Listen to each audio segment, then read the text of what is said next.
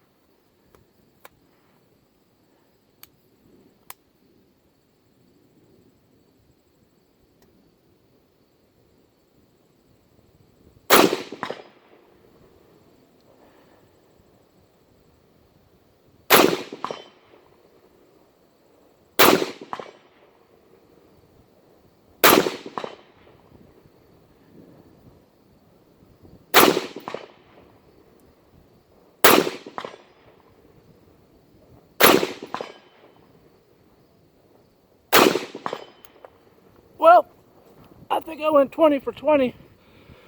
I don't know if I would call it a tack driver, but I put a lot more faith in hitting the target in the MPR than I do on the original.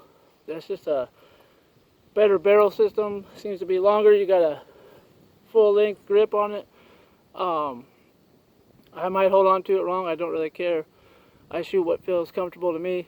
I think it'd be kind of interesting to see, you know, the video of the camera falling over for one, but I don't know. It's just a lot louder, but I think it's a lot more accurate and well worth the money. Oh, and go Hawkeyes.